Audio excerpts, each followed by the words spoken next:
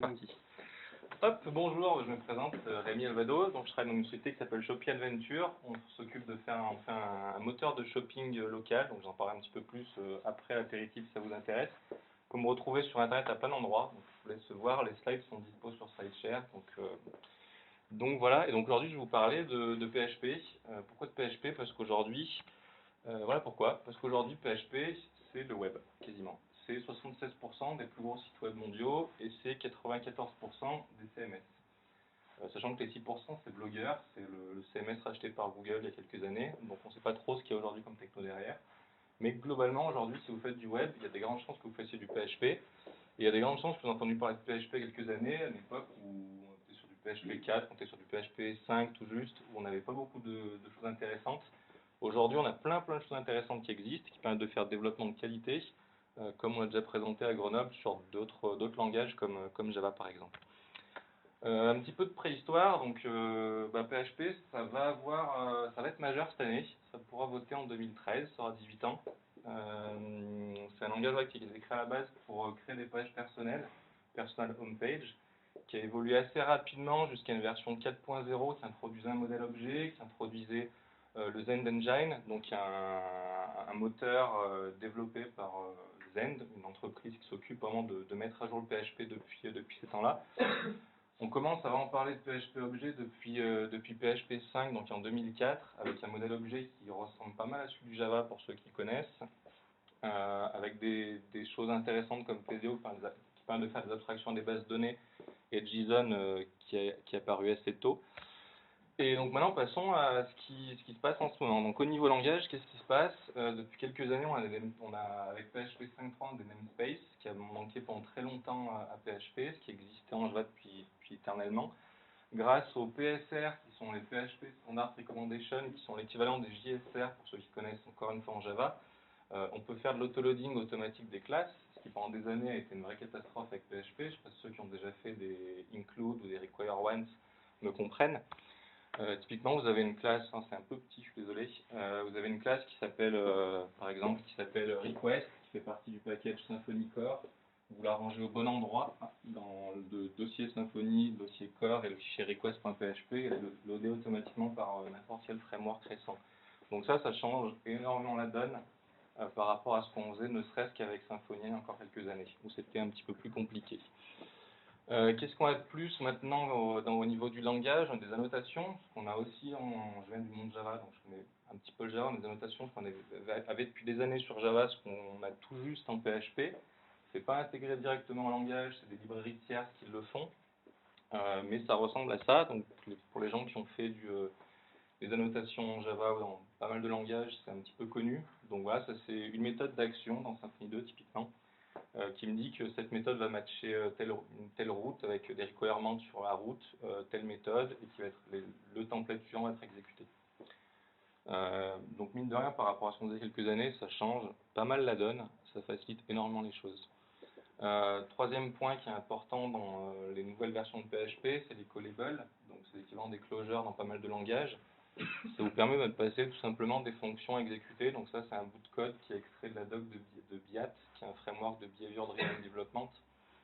Donc on dit, voilà, chaque fois qu'on va exécuter le given qui est I have ordered something, je vais exécuter cette fonction-là. Donc ça aussi, ça peut changer pas mal de choses. Les callables sont soit des fonctions, soit des objets, directement. Et le futur de PHP, alors je dis futur pour PHP 5.4, même si c'est déjà sorti, parce qu'aujourd'hui il est encore assez peu utilisé en production. Dans un stade que j'avais, c'était moins de 5% des gros hébergeurs de PHP qui s'étaient mis à PHP 5.4. Nous on s'y est mis assez récemment typiquement, et on a constaté des grosses améliorations de perf, donc ce qui est intéressant, si vous pouvez le faire, de le faire. Donc les traits qui permettent de faire plus ou moins un héritage multiple, et le web server embarqué qui permet de faciliter largement les développements locaux. PHP 5.5 qui commence à pointer le bout de son nez, donc on devra avoir des générateurs, des coroutines, des accesseurs largement simplifiés par rapport à aujourd'hui. Donc voilà, on peut refaire un talk juste sur PHP 5.5, je vous laisserai me dire si ça vous intéresse ou pas. En termes de qualité de code, qu'est-ce qui arrive en ce moment? Il arrive un gros truc qui s'appelle Composer, donc c'est l'équivalent de Maven en PHP, donc pour gérer toutes les dépendances d'un projet. Donc jusqu'à présent, PHP, sur la majorité des projets, si vous faisiez, vous récupériez sur SourceForge, sur GitHub, sur n'importe quoi, un ensemble de sources, vous les posez dans un répertoire où vous pouviez, vous faisiez les includes que vous pouviez. Ça marchait plus ou moins, on s'en sortait à peu près, mais c'était quand même la galère. Avec Composer, vous dites que vous dépendez typiquement de Symfony.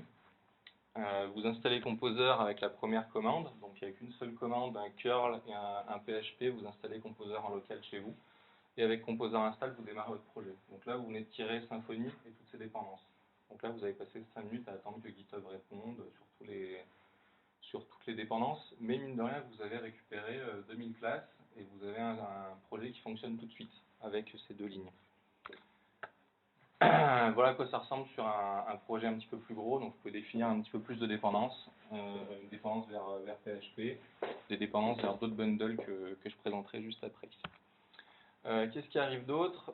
Qui arrive depuis des années, c'est PHP Unit. On n'a pendant longtemps eu aucun test en PHP. C'est en train de changer grâce à l'auteur de PHP Unit, qui s'est aussi amusé à porter les matchers Amcrest pour ceux qui connaissent en PHP. Donc c'est aujourd'hui supporté en PHP, ça marche très bien, ça vous fait gagner un temps monstrueux pour développer. Il y a un support donc pour des annotations, vous ne l'avez pas utilisé là, des supports pour les mocks dans PHP Unit. Avec Mockry, vous pouvez aussi faire d'autres types de mocks beaucoup plus évolués que ceux de PHP Unit, mais sincèrement ceux de PHP Unit suffisent dans 95% des cas. Voilà un exemple de bout de code qui utilise PHP Unit et des matchers Amcrest. Donc on voit qu'on peut moquer très facilement une classe, qu'on peut définir des expectations sur une méthode, définir ce qui va se passer sur ce stub quand il sera appelé, etc. D'autres choses qui arrivent, Travis CI, donc ça c'est un outil qui n'est pas spécifique à PHP, mais c'est un outil qui est aujourd'hui utilisé par 95% des projets PHP open source récents. Donc c'est un outil d'intégration continue qui est open source, qui est gratuit pour les projets open source et qui est extrêmement simple à configurer. Pareil, c'est un fichier de quelques lignes pour déclarer qu'on veut l'utiliser. Ensuite, tout se fait quasiment tout seul sur GitHub. JMS Automatic Code Review, c'est un outil qui est sorti il y a quelques semaines, donc il est encore tout récent, qui vous permet de faire des code reviews automatiques sur chacun de vos commits, et donc de vous dire ce qui va bien, ce qui va pas bien, à la fois en termes de structure de langage, à la fois en termes de recommandations. Tout à l'heure, on a vu la PSR 0, mais on a aussi une PSR 1 et une PSR 2 qui décrivent d'autres choses, donc il fait toutes ces choses-là. Je me dépêche que je suis à la bourre. PHP pendant longtemps ça a été le langage pour faire du MySQL et uniquement du MySQL. Aujourd'hui ça s'intègre parfaitement dans une architecture SOA. Au niveau des web services avec Guzzle par exemple, qui vous permet de faire une abstraction sur curl. Alors je vais passer très rapidement sur le bout de code qu'il y a. Donc voilà, là, il n'y a plus du tout de curl, tout est testable, tout est mockable, c'est vachement plus simple qu'avant, c'est des templates d'URI, ce qu'on ne pouvait pas faire il y a encore quelques temps, et ça c'est vraiment sympa. JMS Serializer, c'est un équivalent de JXB, donc pour ceux qui ont déjà sérialisé du XML en objet, en PHP, vous comprendrez pourquoi ça change considérablement la donne.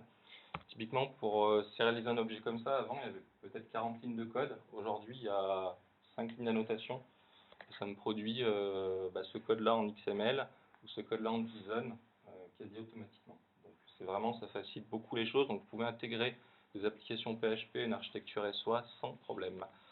Au niveau stockage, donc au niveau base de données, vous avez toujours Doctrine et Propel qui sont les gros frameworks équivalents Hibernate en PHP, donc qui permettent de ne plus faire de requêtes SQL classiques, de faire soit du pur objet, soit un truc qui s'appelle DQL, qui est l'équivalent de SQL, Hibernate Query Language.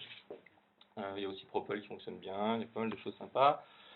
Ce projet, je ne vais pas en parler parce que je suis très à la bourre, on peut en parler après. React Bundle, c'est un projet que j'ai open sourcé il y a 2 jours, donc qui est tout récent. L'avantage, c'est qu'il utilise quasiment tous les buzzwords dont j'ai parlé dans cette conférence. Donc vous pouvez aller regarder un petit peu tout ce qui existe et comment ça fonctionne. Je ne dis pas que c'est un super bundle très utile, mais en tout cas, il existe et il peut vous donner des exemples.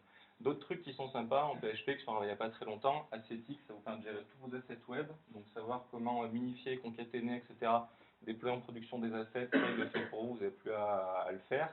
Twig, c'est un langage de templating qui est pour moi bien plus puissant que Moustache et qui est ultra simple à utiliser. Sysmo, Silex et Pimple sont des micro-frameworks qui sont dérivés de Symfony et qui permettent de faire de l'intégration continue, un framework et de l'injection de dépendances.